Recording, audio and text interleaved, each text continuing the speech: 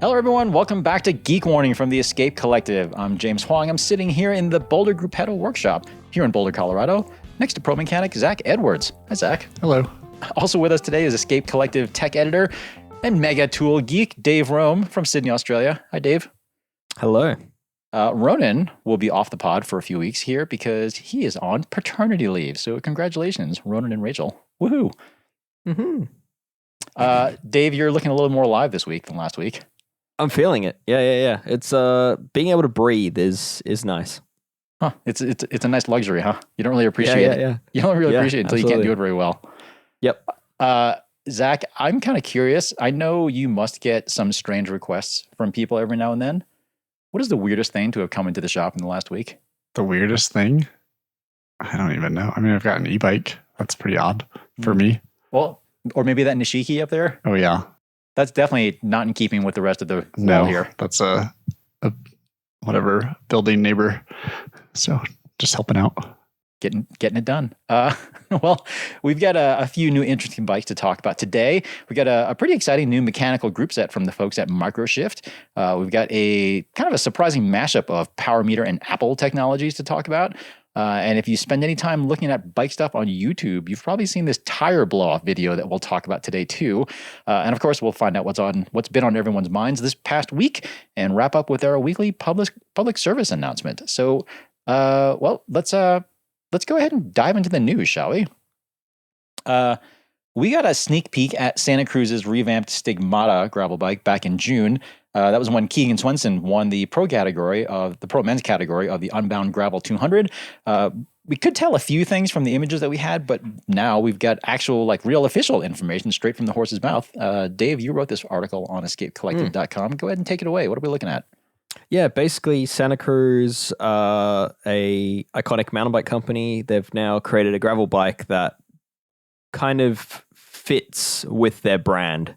So previously the Stigmata was very cyclocross-like in its geometry and I guess in its initial purpose. And that bike slowly became a gravel bike, but it always felt a little bit generic. It was very sort of road-ish geometry, roadish angles, not a lot of mountain bike-like inspiration. And that changes for this fourth generation. So there's no way around it. There's very much a progressive mountain bike geometry in the Stigmata now. So that might not be to some people's favor, but they've basically added 30 millimeters of reach to each frame size, and they've slackened the head angle by approximately 2 degrees. So you're now looking at a 69.5 degree head angle. You're looking at reach figures that's intended to then run a 70 mil stem width. So it's a lot of stuff that we've seen before. I'm not going to say that Santa Cruz is the first to do this mountain bike inspired geometry, but yeah, it's certainly now looking like a Santa Cruz. What about tire clearance? Any increase there? A little bump, yeah. So it's they've managed to squeeze in. So firstly, they've ditched any compatibility with 650B wheels, which I'm happy to see. It's now all in on 700C, and as a result, they've lowered the bottom bracket for that. But yeah, they've bumped it up by 5 mil, so there's now room for up to a 50 millimeter tire with room to spare. There's still fender compatibility. There's still you can still run 1x or 2x. You can still run mechanical gearing. And the cables are external of the headset, James. Yay! Yeah, I mean, I'm not surprised to see that at all because Santa Cruz has made their position on headset cable routing very, very clear. I think certainly on some social media posts, they're not a fan. Certainly, they make fun of them quite a bit. They do actually, as Santa Cruz is apt to do. I think sometimes, and I think.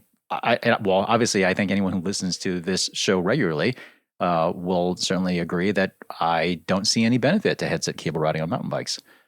What I do see benefit of is Santa Cruz calling it the lunchbox? Is that the storage tube? The down tube storage box. Glove box. Yeah. Sorry, I was close. Yeah, lunchbox. I think someone else uses the lunchbox term. Yeah. Down tube storage. Yes. Down tube storage. So as a result, the frame is a little bit heavier than it was before, but I don't think most people who are going to be getting one of these things will mind that much. Have you seen a quoted frame weight? Santa Cruz couldn't supply me one in time for the release. I don't know what the frame actually weighs. I'm just we can assume it's heavier, but I think someone actually mentioned it in the comment section of that article. I want to say it's maybe less than 100 grams heavier than it was before. I want to say it's like maybe like 12 or 1300 or so. Yeah, okay. So it's not definitely not super light, but light enough, I think. Yeah. The other thing worth mentioning is it's now suspension corrected, that geometry. So they've designed it. Most of their bikes and their frame set does come with a rigid fork, but they have designed it around to be able to fit one of the many 40 millimeter travel suspension forks that have hit the market in recent time. So yeah, they're really aiming for it to be sort of a versatile build.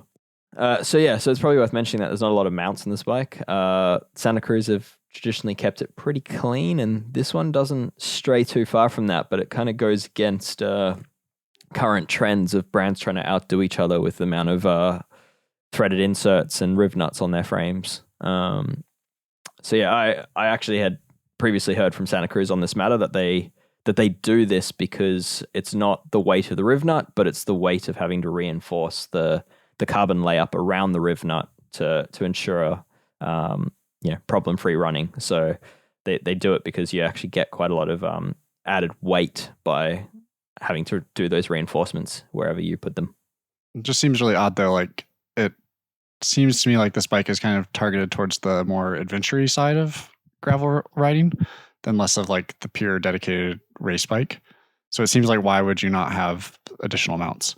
Like, the person that's putting a suspension fork on their gravel bike doesn't care about their bike weighing 100 more grams because it has a bunch of extra bolts on it. That's true. But the impression that I get is Santa Cruz, I think, is probably like a lot of mountain bike companies who are into gravel now. Santa Cruz, I think, is going after customers of their current mountain bikes, I think. And my impression is that they intend for this gravel bike to be sort of like almost like an XC Lite sort of thing for people who ride Santa Cruz mountain bikes. So it's a way, the impression that I get is that it's a way for people to have a lot more fun on trails that would otherwise be pretty boring on a cross-country bike.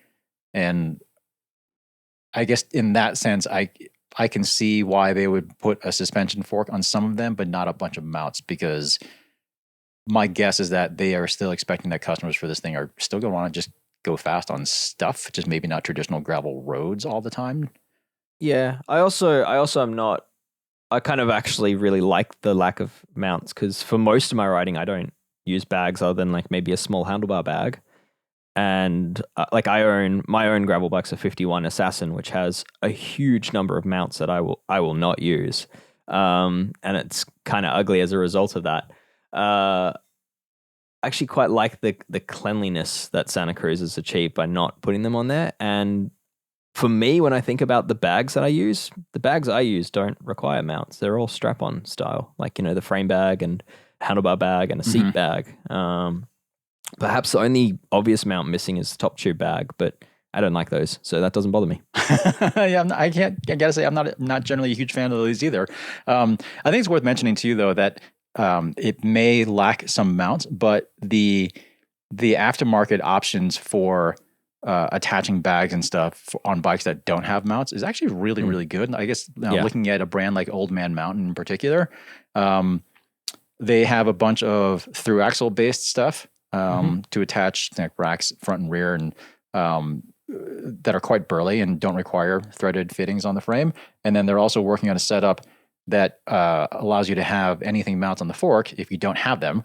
And that's also axle based. So in that sense, it lets you have a clean setup when you're not running bags, and it lets you run a setup that can actually hold a fair bit of weight, because all of the load is borne by the axle and not by the fork blades. Yeah. So anyway, it's not a deal breaker for me. It might be for some, but yeah, I kind of like that Santa Cruz hasn't just done what everyone else is doing here. Agreed. Well, I mean, I think it's a good way to go, because like you said, Dave, I mean, the Stigmata, while I think it was always a perfectly good gravel bike, there was never really a super compelling reason to get one of those compared to something else. I think that, like, I really like the old one. Which old one? The old Stigmata. There were several of them. Well, the last previous one, like you could use it as a cross bike, you could use it as a gravel bike. It had light, like fast, good. It's the same reason people buy a Crux, and the Crux is insanely popular. And I feel like now I understand, like coming from a mountain bike background, but they're like the bike that wasn't a mountain bike, gravel bike thing already existed, and people already knew about it. So it just feels a bit off to me. Yeah, I think you. Part of this is probably also global brand strategy, perhaps. As far as you look at Santa Cruz, it's part of the Pond Group. Right. They've also got Cannondale. They've also got Cervelo. So to have a gravel bike that overlaps with like a Cervelo Aspero and a Cannondale, was it Super 6? Yeah. Evo SE. CX SE. Yes, there's a lot of whatever they call it. I don't know why they called their gravel bike a Super 6, but anyway, that's like that to me. It makes sense that Santa Cruz would push their gravel bike more into a slightly different space than having them all overlap like that. So even if it for you, for example, and for me, like I agree. I don't know if the full mountain bikey geometry is where I want my own gravel bike to be. It still makes sense for them. Yeah, like it just seems like it's a smaller market of people that would want a mountain bikey geometry gravel bike than like just a proper gravel bike. It is probably a smaller market, but maybe it makes more sense to differentiate themselves to potentially have a larger share of that smaller market or something. Yeah. So anyway, it's like the old one was, I just got a new gravel bike, not like the season, and the old one was very much on the like top 3 of the list, and now this one is not at all. So that's just it. I don't know. I saw it and I was like, ooh, new bike, and disappointed. Wah, wah. Yeah. Well, that's okay. I mean, I guess, Dave, as you mentioned, I guess the nice thing about gravel bikes in general is that there's a whole bunch of different gravel bikes that are out there right now. And Santa Cruz has clearly made the decision on this one. And my guess is that they're probably okay with it. Yep. So, anyway, well, I do have a request for a test Stigmata. So that hopefully should be coming in sometime in the near future, and then we'll see how this thing is, because I'll actually be able to compare it to the previous generation Stigmata, because I had one of those before. So anyway, we'll see how this thing goes. Another new bike in the news is the redesigned Alfa road bike from Arkansas-based manufacturer Allied Cycleworks.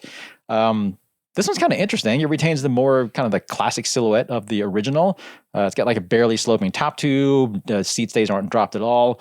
But now Allied has added some aero shaping throughout. They say it's supposedly good for 46 seconds over 40K. Woohoo! While apparently retaining, apparently it still rides really well. Handles supposedly just like the old one. They did get rid of the plus sizes that they had before with the taller head tube. That's a little bit interesting. It's also a little bit lighter than before. Its claimed weight of 820 grams for a 56 centimeter frame, as compared to almost 900 before. So it's kind of what you'd expect. Not at all surprisingly, it also gets fully internal cable routing.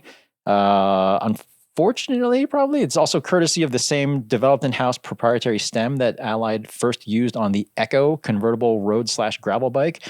I know, Zach, you are a huge fan of this system. The tire clearance actually isn't as big as I thought it would be. I think the old one was officially approved for, I want to say it was either 28 or 30. And this one officially only clears a 32, which is a bit surprising considering that a lot of other top-end road racing bikes now can clear like a 35. But anyway, this is very, very much a road bike only. It's not really meant to be like a, light gravel-ish, all-roady sort of thing. But otherwise, we've got like things like an English threaded bottom bracket. There's a, matching aero carbon seat post. With that new routing system, Allied is saying that the Alfa is compatible with, quote, current electric 1x and 2x drivetrain options from Shimano and SRAM, unquote, which I read as no wired setups or Campagnolo. And unlike on the Echo, there is no option anymore for partially external routing. At least you do have a bunch of sizes, a whole bunch of colors. It's not inexpensive. It's all molded in Arkansas, so it's pretty expensive for sure. $5,400 for the frame fork headset, stem, and seat post. That's US dollars. Complete bike starting at $8,225 with SRAM rival Axis. Thoughts on this one? An $8,000 rival bike? Yes. Oh, yeah. Zach, I'm keen to get your thoughts on on the cable routing of this one? Because if Well- it's the same stem, if it's the same system. Let me first give listeners a little bit of detail as far as how the routing on this thing works. Mm. So I guess, James, have you had to build one of these? no, I have Okay. not. Yes. So the way this thing works, I would say well, let me back up a little bit. The way a lot of other modern internally routed or hidden bikes with hidden routing work now, you have brake hoses or wires or whatever that either go through the barn stem, which is becoming a little bit less common, or you have setups where everything is sort of tucked away on the underside of the stem, and then it kind of goes in through like a custom headset cap, and it goes through the upper headset bearing, and then kind of just feeds into the frame. For this setup, Allied, the brake hoses go through the inside of the bar. They pop out of a port on the back of the center of the bar, and then it runs along a little shallow channel on the top of the stem, and then dives directly down into the middle of the steer tube, right through the top. And then the front brake hose goes all the way down, pops out of the fork blade. Rear brake hose pops out of a little hole That in part's the the steer most tube. fun. Yeah, yeah.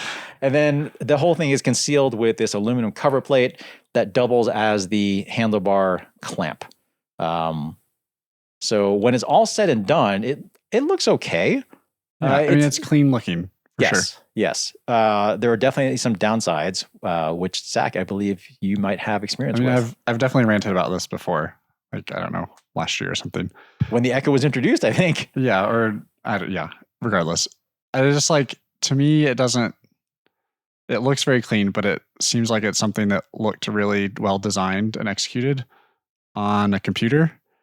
And then it went into production and they just stuck with it rather than trial and erroring it like in real life to see if it actually functioned well. If that makes sense. But basically, yeah, like James said, the brake hoses both go through the steer tube and then into the top of the stem thing, and then it goes into the handlebar, and none of it's remotely secure because it's all held in by this top cap. So when you're working on things, it just all flops about, which is quite frustrating. And then to adjust the headset, it's like this really, I think it's a 32 mil, like flat, thin hex wrench thing that, Like external, yeah, like kind of like an old threaded headset. Yes. or like a Pro stem. Pro Yes, DO2 exactly. Stem Yeah, from exactly. recent time. Yeah. So the problem with that is like it looks all really great and the stem is painted and it's lovely. And then the gap, like the tool doesn't really fit in there unless you leave it quite threaded out. So people like go to adjust their headset and then it chips the paint and then the stem looks awful. And it's not a very user-friendly design in terms of like, oh, I've been riding this bike a while. I want to drop the stem 5 mil. It has to completely come apart because the brake hoses go through the steer tube rather than run in front of the steer tube and then pop out through the bearing. So like most bikes, even whether they're massive pain, like you can still, without disassembling the entire bike, cut the steer down a little bit. And this bike, you can't do that.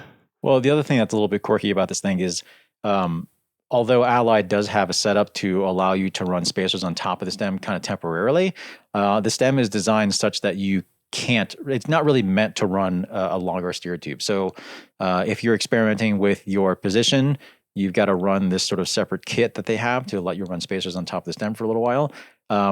If, say, something happens and you want to raise your position, or I don't know, you have like an issue with your neck or your back or whatever, You're just stuck. You're And like you're a lot of stuck. companies too, like they'll include a cap or cover for the back of the stem that lets you run it all flush and super aero and clean. But then they also include another cap that goes over it and lets you run spacers on top to have that flexibility. And this, yeah, I don't know. It just seems like the worst of all worlds. Like you can't change stem length. You can't It's not the most elegant go system. up and down. It's just, I don't know. It's not very user friendly. Like if you know 100% your position and are like very confident from when you build it that that's where it's always forever going to stay, then I think it's fine. But if you like to play with your position, or you bought a bike and you, I don't know, like you said, decided you want to lower the stem or something, then it's just not very fun. Is there any sign of them having changed that design? No, it's all the same. Okay. No, All it's right. all the same. And there's actually an FAQ on their webpage for this bike that calls out very clearly that it's not compatible with anything else. Okay. So that's a bummer for sure. Because I will say that as much as I am not a huge fan of routing that goes through the headset, as I've made very plainly clear. Yeah, Zach, I think I'm kind of with you. This one Like, is there are good ways to do it, fully hidden cables, and bad ways to do it. And this is what I would say is a bad way. it definitely seems more complicated than it really needs to be, for sure. Mm. But the thing with the routing though really bums me out, because otherwise the frame actually looks It's super really clean. nice. Like, it's really pretty. Yep. Fully American made and all that's always good as well. Like, it's pretty rare these days. So, yeah, I don't know. For me, like, it is a beautiful looking bike. I just, knowing Zach's frustrations building them, I just don't know if I'd ever get one. Yeah, I'd like you to build one or have a pre-existing one and like try and take it apart and put it back together and let me know what you think. Yeah, and I've actually never seen one in person. So, an ally of any kind, I think I've seen them at trade shows, but I don't think I've ever seen one in Australia. I know they are here, but yeah. I will say that one of the things that manufacturers tout about headset cable routing is that the bikes are easier to assemble at the factory, because you feed the hoses through and they just pop out of the head tube, and then you can kind of run everything from there. Having built frames from bikes from the frame up, yes, I agree that is a plus from an initial assembly standpoint. But is it like that much easier? Though, like, rather than putting it through the hole 2 inches below the headset bearing hole? No, it's not that much easier. I'm not saying it's a good idea, Zach, just to be clear. But anyway, my point being that when you have a setup like this now, where you have to take that rear brake hose and now find the little hole in the back of the steer tube and then feed it up that. But you have to do it too as like, so that part is really fun because the fork has to be pulled below, like out of the fork, right? So you have to have the brake hose going out the lower headset bearing, make a really bad bend through the steer tube and out the top of that. And then you like shove it all together and hope the brake hose didn't get a kink in it. Could be better. Love it. Yeah, it's great. Well, made in America. There's an increasing number of systems on the market that'll follow a similar design idea. I think the cable paths might be a bit smoother, but I've seen some that are coming that use slotted steerers and stuff. Yeah. Yep. Can't wait. Yep. That run a similar concept, which does solve for the idea of the whole our issue of brake hoses rubbing against the outside of the steerer. And it lets them use an actual circular circular steer tube rather than having this like funky shape that is then not manufactured well. Yep, and it contains the hoses, so you know exactly where they're going. You can control the friction of them. But anyway, yeah, good times.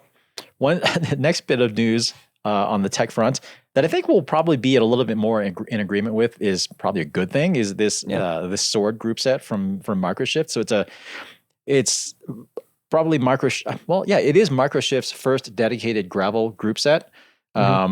And they are describing it as, quote, modern components with an analog soul. We believe the world still needs a really good cable actuated group, unquote. It's offered in 1x10 or 2x10, so it's not even 11 or 12. You've got an 1148 tooth cassette or an 1138 tooth cassette, 40 or 42 tooth chainring in the 1x, and then 2x setups are 4831 or 4629. You've got a optional dropper lever for the left-hand one if you're going to run it 1x.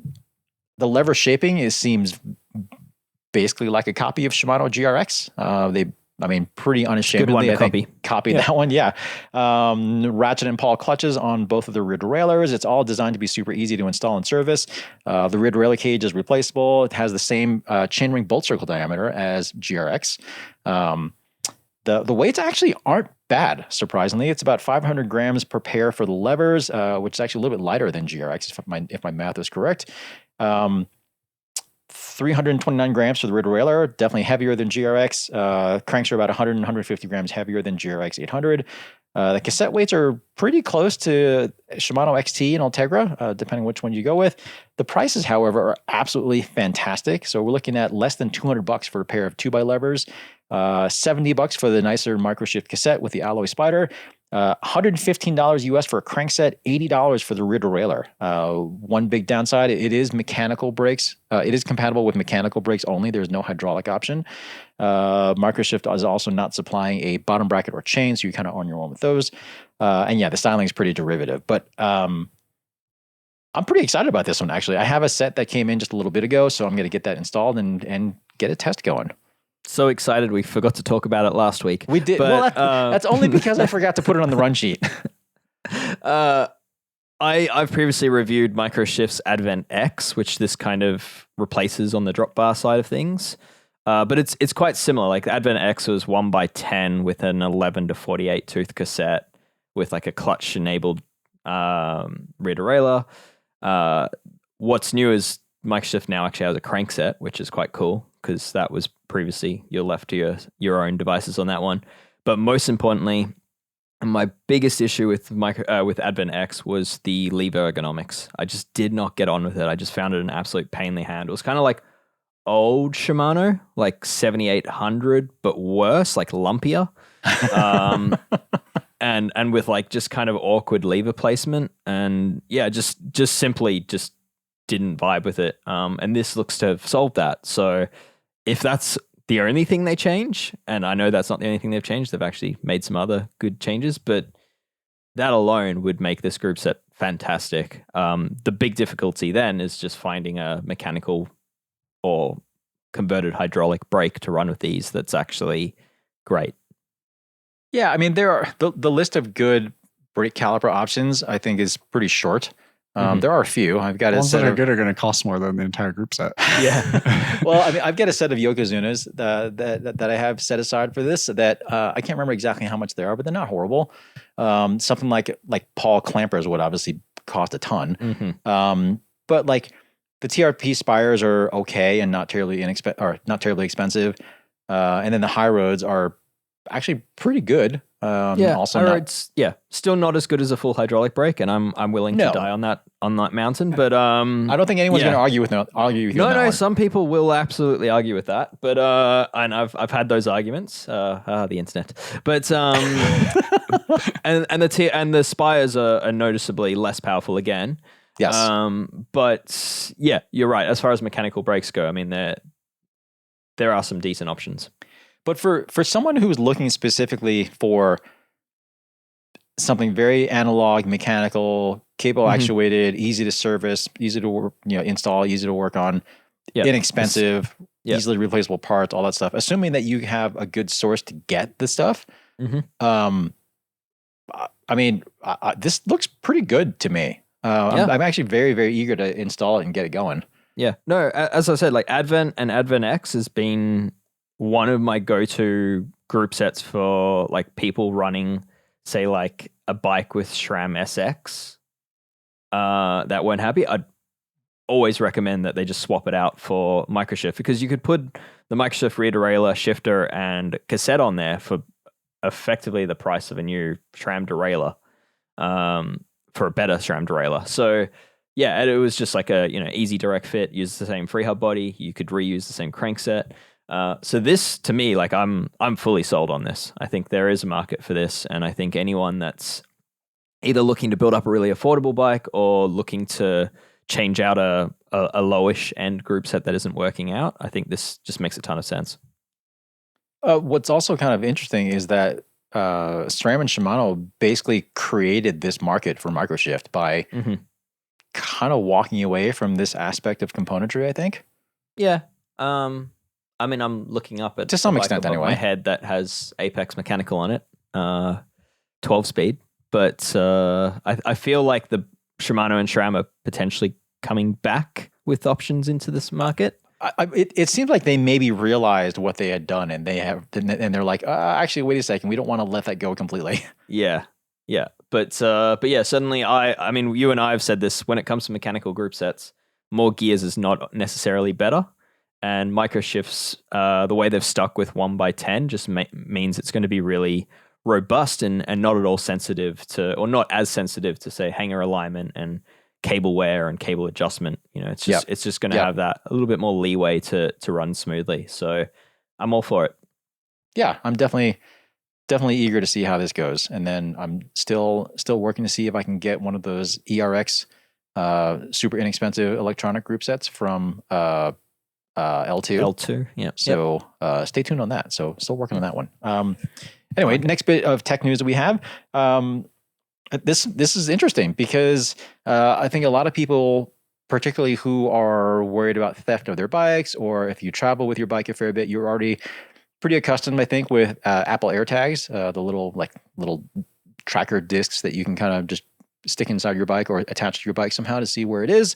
4eyes actually now has a power meter that directly incorporates that Apple Find My feature into the power meter itself. So now you can link up your iPhone with your 4i power meter, and you don't have to have a separate AirTag anymore. So it's not actually currently enabled. Is this the on fifth eye? I'm always confused. Is it 4i or is it 4i? My understanding is it's supposed to be pronounced 4eyes. Okay. Interesting. Anyway. So the press release was a little bit confusing to me. I had to go back and forth with the PR agency to get some clarification on this. So the clarification that I got was that current 4eyes Precision 3 Plus non-drive side power meters in the field don't actually have this feature built in, but owners can send them in for a factory update.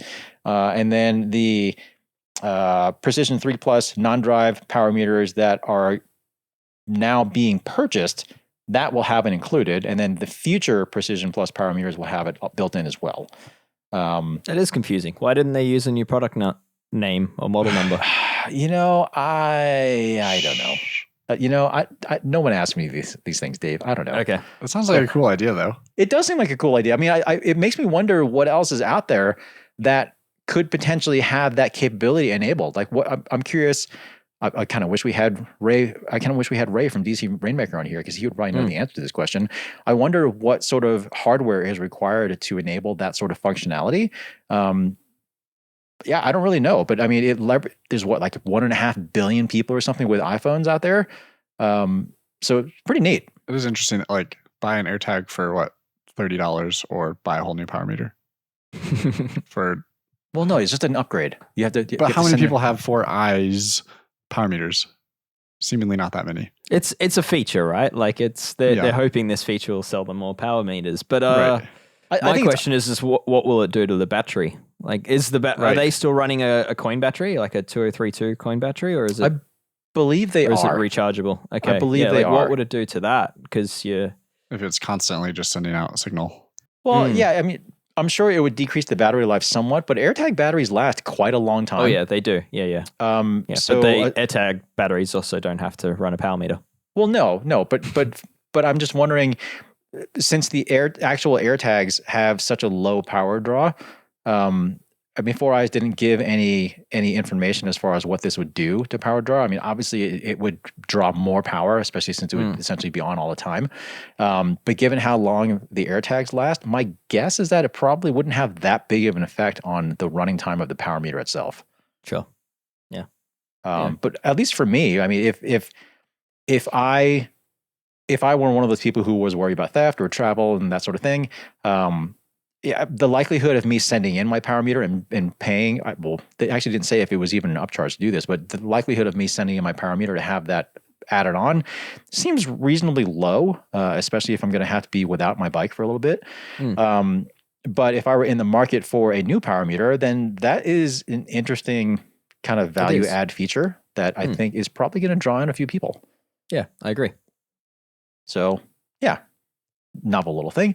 4eyes also has a new app for Apple Watches called Ride. Very, very creative name. It's basically just a Bluetooth connection to your power meter. It's configured as part of the Apple Health Kit. Essentially, it just lets you go and ride and collect all your data without a head unit. So, yeah, again, like a little convenience thing. So, I think it's safe to say that the people at 4eyes do not use Android phones. Seems not. Who uses Android? The rest of the people who don't have an iPhone.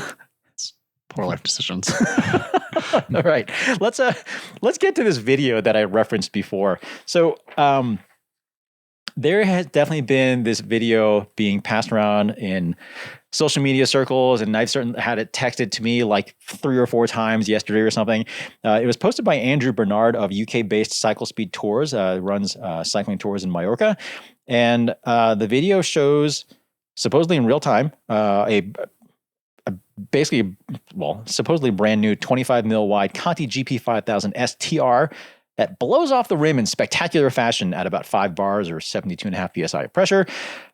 Supposedly the maximum safe pressure for a hookless, tubeless wheel and tire setup for those sizes. Still within the guidelines though. And the premise of the video is to alert people of the dangers of running hookless road setups. And well, yeah, I mean, it definitely looks from the video like that combo is pretty woefully unsafe. But there are so many questions around this whole thing. Zach, you and I were talking about this before we started recording. Yep. I kind of want to hear from you first what your thoughts are on this. I'll preface all of it as I am very anti-hookless. I think it's just like, in general, not worth it, not worth any potential risk, and just like it's kind of annoying with how it limits tire selection.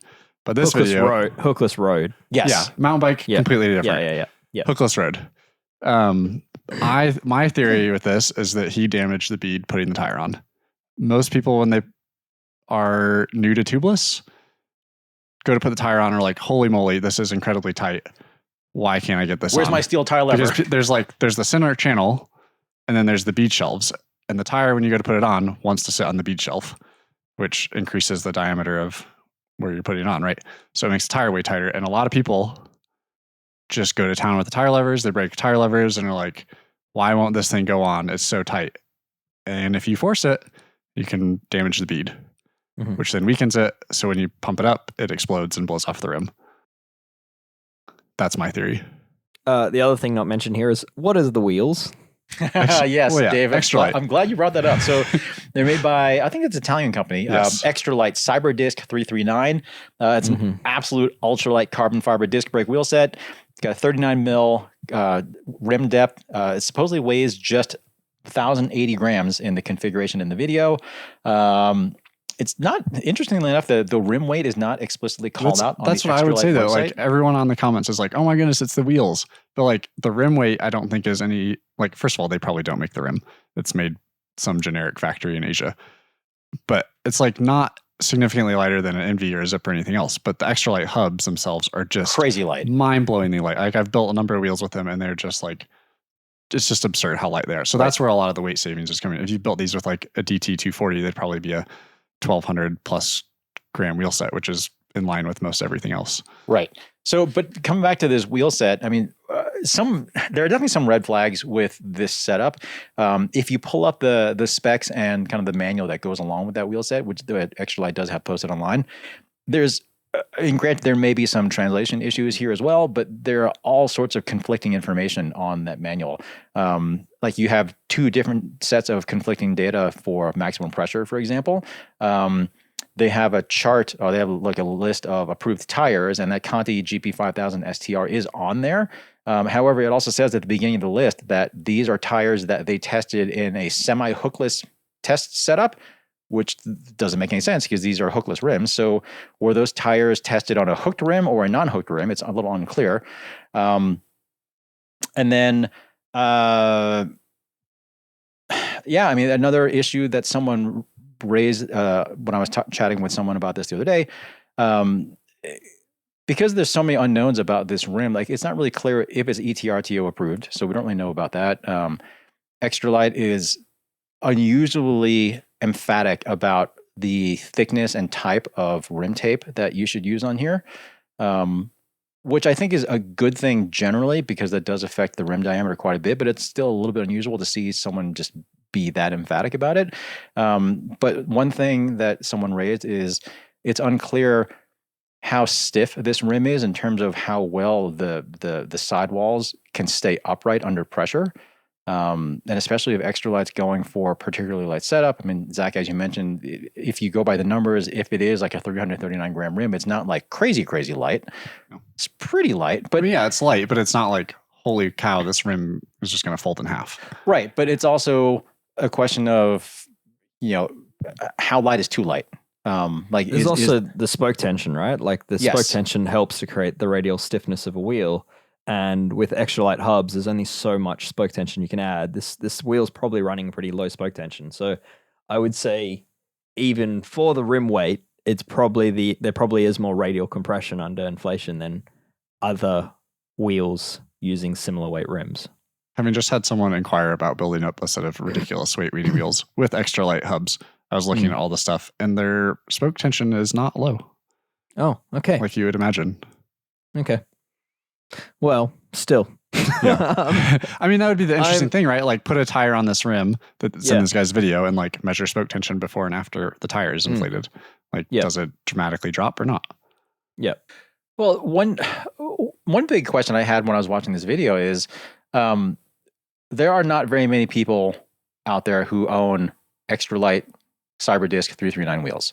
I dare say there are quite a few people who probably have Continental GP5000 STR tubeless tires that probably have them mounted on some type of hookless road wheel. And I'm not saying that this was like staged or anything like that, but it seems a little bit unusual to me that we haven't been hearing more about GP5000 STR tire blow-offs. Because that company invests more in safety than most companies. They were one of the last to do a hookless compatible tire. They're so conservative. Yeah, I'm not forgiving hookless. I think I agree with Zach. There are fundamental issues here, and having a product such as a hookless rim on the market that has such strict compatibility issues that people and like such a narrow safety window, right? Yes, super small. And such a, like the 10% narrow. Like there are significant issues with hookless, but I think this video is pointing the blame in the wrong place, and I think Conti probably don't necessarily deserve to be labeled as an unsafe product here. I think the unsafe product here is arguably the wheels, or maybe, as Zach said, the way he's installed the tire, and maybe he's damaged the tire. But I think, to scare people off hookless entirely, like I don't think like Giant and Envy and Zip, who have done like seriously legitimate testing on their wheels, I don't think it's fair to like point the finger and say like never run Conti on hookless, because I would happily run a Conti tire on those bigger brand hookless wheels, and I'd never think twice about it. My favorite part about this entire video, it's like so anti-hookless, this tire is deathly unsafe, don't ride it, is that the tire blows off and he puts the same tire back on the rim and goes and rides it again. Like, what are you thinking? If this is such an issue, like why did you ride it after it already blew off the rim? Well, and why would you run this whole thing if you know that the tire is going to blow off and spray sealant everywhere? Why would you do this in your kitchen? I also had that thought. Like, I am not. If I were to do that in my kitchen, like, no, that would be terrible. Good moment.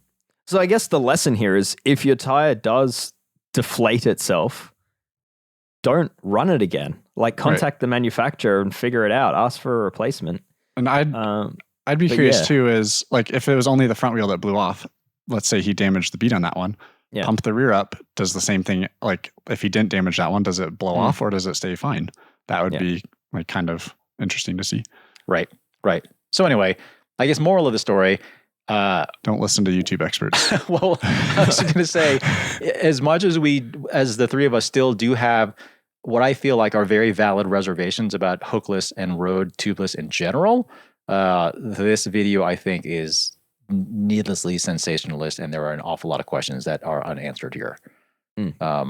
So anyway, I'd also say I'm generally not all that trusting of 1,000-gram steel spoked carbon wheels. No, I would agree with you on that one. Like I'm riding some Partington wheels, which are 1,150 grams at the moment, and those are incredibly expensive, like eye-wateringly expensive, and they've gone to so much effort. They've spent like 5-6 years in R&D creating this like carbon spoke that can hold the tension and create a wheel that light. So when you think about a wheel that has the same depth with steel spokes, that's 150 grams lighter than that, that's just scary. Right. So, yeah. Like it seems like one of those situations where if something seems too good to be true, then it very well might be. Anyway. Right. Well, with that said, moving on. That wraps up the kind of news segment of the show. I would like to find out what everyone's had on their minds for the past week or so that may or may not be over the heads of their families. Dave, what you got? I know you had one that was on deck for last week that we didn't actually use because you were afraid that you were going to burst into a coughing fit. I've got a few. I'd like to give while it's on my mind, I'd like to give a shout out because we're about to hit publish on my next New Tools Day article. So please, everyone, check that out because that is very much on my mind. There's lots of new tools to check out. So that now that you're well, you're buying a lot more of them again. I wouldn't say a lot more. There have been one or two purchases. Yes, I agree. Needless, but yeah. Anyway, check that out. That's a great gallery, if I can say so myself. But what was on my mind this week is I don't know why, but I hadn't really triggered to the increased prices of tires as much as. Yeah, like I knew they'd gone up and I'd sort of been offended by tire prices over the last few months. But recently I was looking on an Australian, one of Australia's larger online retailers, and like all the new tires are between 120 and 150 Australian, regardless of like mountain bike or road. And that's a good 50% increase over what the prices I'm used to have been seeing, like kind of during COVID or pre-COVID. And I just didn't realize how expensive skids had gotten. It almost makes you wonder if some of these price increases are because they have to, or just because they want to make more money. Because didn't someone term it as like greedflation or something like that? Like I think because I know there was I can't remember the economist's name. Apparently, she had kind of predicted that this was going to happen and dealt with all this ire from within the econ community, and like people talking like she was sensationalist and like being all kind of crazy and whatever. And it turned out that everything that she predicted was totally true, and that there are all these companies who are keeping prices high just because they can. People are paying for it. Why not? And people are paying for it. So, but then you also have companies like, I don't know, like American Classic, who are selling tires at like $40-$45 a pop. Yeah. And okay, fine. Their tires are not as good. I mean, I would think if you're just patient, it'll be the same as bikes and they'll have way overstock. And then it'll be on closeout. I think they already are, though. Like we already hear reports from a whole bunch of companies that have just ridiculous amounts of stock for stuff. So yeah, my guess is that you probably don't have to wait very long for prices to come back down, or at least for stuff to be on crazy sale. Yeah, for sure. And it's just for me, like, I know it's temporary, and I agree that the prices will have to come down. But yeah, just seeing a $150 mountain bike tire or $120 road tire that's just waiting for a glass cut on your first ride, it's just obscene. It's offensive. Like $200 chains are offensive, but you can at least use like a really good chain loop to offset any wear on that. But and that tire, $200 chains are going to potentially fail on the first ride. Hopefully, yeah. yeah. Whereas a tire, like it's just such a unknown wearable item. Yeah, you know, like I almost never get the full life out of a tire because I get glass cuts or whatever well before it's worn. So yeah, just to have that price tag on such a product is just bonkers. Anyway, that's on my mind. Yeah, definitely have some thoughts on that, and I don't think I can really necessarily add much to what we just said. But yeah, the prices are offensive. I will definitely give you that. So one thing I had on my mind, so this past week I published a review of that kind of revision of Cane Creek's e-silk suspension stem. They call it a compliance stem. It's very similar to the Redshift shock stop. It's got a pivot. It's got a little elastomer in it. It's conceptually very, very similar to the Gervin Flex stem that was out decades ago. It's like quite similar. It does work. Are you saying the bike industry recycles ideas, James? That doesn't. No way. Doesn't sound right. But anyway, it does work really well. It's not horrifically expensive. It's not terribly heavy. I actually think for what it is, it actually looks pretty clean. But I'm certainly not saying that sort of thing is necessary or even recommended for a whole bunch of people. Certainly a lot of people on the road bikes who think their bikes ride just fine. But the wording that Cane Creek used at describing it as a compliance stem, it kind of makes me wonder, you know, at what point do you have a crossover point between compliance and suspension? Like compliance, I feel like has always just been like tuned flex of something. The whole marketing is if you have a carbon stem, then it's compliant. I've actually never heard marketing about a carbon stem that described it as more Oh comfortable. yeah, and Really? particularly when it was like this. I guess this is like early carbon stems when it was like an aluminum stem that was wrapped in carbon, and they Oh, put yeah, a marketing the spin about how Richie it's stuff. more compliant. Oh, Yeah. Rich, your FSA. Yeah. Yeah. My favorite thing with those stems is Mad Black was at Fairwheel Bikes. Did a test on stems and actually found out like the carbon wrap stems were flexier than just the straight up aluminium versions of the same stem. Yep. Well, this is a little bit of a tangent, but this must have been like 15 years ago. I actually wrote an April Fool's article where I took an old Trek 1400 bonded aluminum round tube road bike, and it was horrible. It was super corroded. Like paint was flaking everywhere. And I took a bunch of carbon print vinyl wrap that I got from somewhere, I can't remember. And I wrote this fake news article talking about how there was this company that had a do-it-yourself carbon wrap kit. And it made your bike stiffer and ride better. And it made it lighter. Lighter, yep. It made it lighter. Yeah. But I mean, the pictures I thought were pretty clear that this was like a joke. It was just like very much And a someone wanted to buy it. Someone actually called up. They found out this shop where I was working part-time at, called them up and actually inquired completely seriously if they carried this stuff, if they could buy it and ship it to Australia. Amazing. Perfect. And the answer was no. Wow. Anyway, back to what I was talking about. So, and I think road bike companies have gotten really good about engineering a lot of compliance into their frames and forks and just built-in comfort with like longer flexier seat posts, that sort of thing. But at what point do you get to a stage where that compliance isn't enough? Like, at what point do the tires not do enough? At what point do you feel like you actually need some sort of like actual proper suspension element?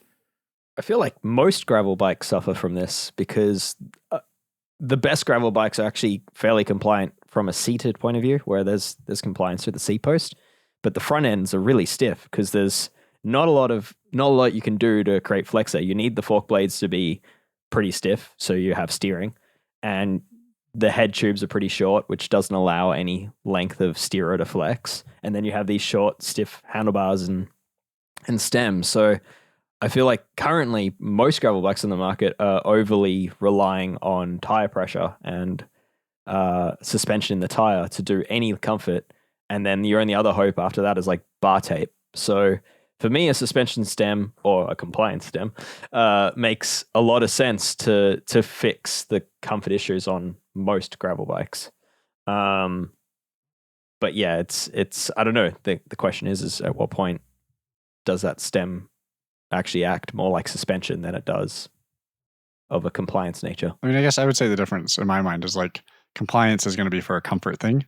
Suspension is more for better traction and tracking over rough things and control. Like that's where I would draw the line. I mean, I guess with these stems though, to me, I feel like you get both because I'm around here. So we're in Boulder, Colorado. A lot of the gravel roads, dirt roads around here, they're actually in really good shape. They're all road bikeable. Very much so.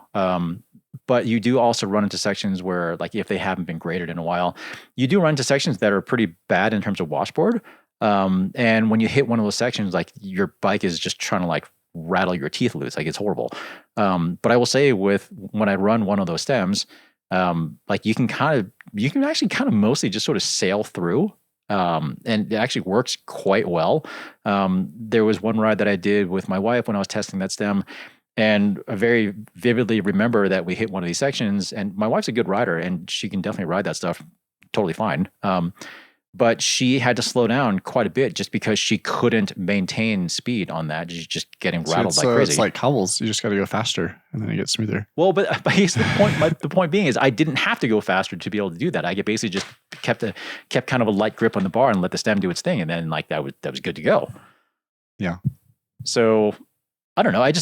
Anyway, my point is just, I know that these things get made fun of a lot. And partially because it's, again, like you were saying, Dave, kind of like the recycling of an old idea. But they do work quite well. And I don't know, it just seems like the sort of thing where I dare say, certainly on the gravel side of things, I think it probably could be a benefit for a lot of people. Yeah, I think it solves a very common problem. I mean, I don't run one because I still can't quite get used to the feeling of them on the road. But I think that's probably just a matter of me not sticking with them for long enough, and that you do eventually get used to them. But yeah, I understand why you like them, and I think quite a few people could benefit from them. So, and they're relatively inexpensive. If you don't like it, you take it off, and you're only out a couple $100. So not like you were buying a new bike or anything. So anyway, Zach, anything on your mind this week? Not really that exciting. Just kind of been getting some stuff ready for Leadville.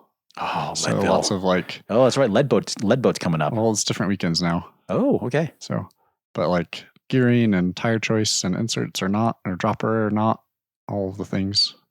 So what's the hot setup for Leadville this year for people? Ooh, fast tires for sure, but higher volume, I would say, or an insert, because there are sneaky rocks that people flat and smash their wheels on.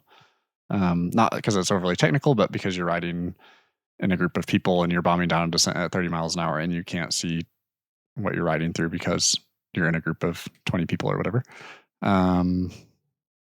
Seems like the trend is maybe not dropper to save a little bit of weight, but I also think dropper is good because then you can rip the downhill and kind of relax on the downhill a little bit more, which there is a fair bit of downhill. Yeah. And then gearing is just depending on how strong you are. Interesting. All right. Well, I guess we'll see how things go at Leadville. We'll see if that is the hot setup. All right. Well, let's go ahead and wrap up the show with just a quick PSA. I'm going to go ahead and grab this one again, if no one minds, and that would be just a little reminder for people if you're running tubeless to wait. Have we done this one before? Have we asked people to check their sealant? I think we have done that one, haven't Probably. we? But if you can't remember when you last put sealant in, it's probably time. I mean, what I've always done to check your sealant is just to take the wheel and kind of like hold it in your hand and kind of slosh it around and see if you can hear sealant sloshing around. Then you're probably good and you're probably okay for now. If you can't, then it's probably time for a refresh. Something to keep in mind, because then at that point, if you don't have any liquid sealant in your in your tubeless tire setup at all, then you're losing one of the benefits of tubeless, which is the ability to kind of self-seal those little punctures. So, yeah, as Zach mentioned, if you can't remember the last time you put some in there, and if you can't hear that stuff sloshing around, it's probably time for an update. Yep. Just don't overdo it, because I've once had a tire with orange seal in it, which I don't think had any air in it. It was just purely orange seal. Yes. That's a very expensive and that made a wheel. big mess in my garage. So better than making a big mess in your kitchen. Yes. Yeah. Okay. All right. Well, that'll do it for this week's episode of Geek Warning then. But before we wrap up, I've just got one more PSA, and that's a request for everyone listening to please sign up for an Escape Collective membership. So you may or may not have noticed, we don't run any ads on this show, and that is by choice. And that means that everything that we do here at Escape Collective is directly funded by you, our subscribers and members.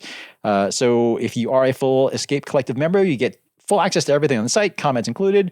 You also get a ticket to our members-only Discord channel, live audience podcasts, and stuff like that. If you just want access to all the great content, however, you can just get yourself a subscription instead of a membership. We have monthly and annual options starting at just $7 US a month, so hopefully you can make some room in your budget for us. Thanks for the support if you are already a member, and please tell your buddies about us so that they can consider joining too. If you're not a member but are a regular listener to Geek Warning, this is me giving you a guilt trip. So do us a favor and chip in a few bucks so we can keep filling your ears with all this wonderful geekiness week after week. Head over to escapecollective.com/join to sign up. So with that out of the way, thanks again. We'll see you next week. Bye-bye. Cheers.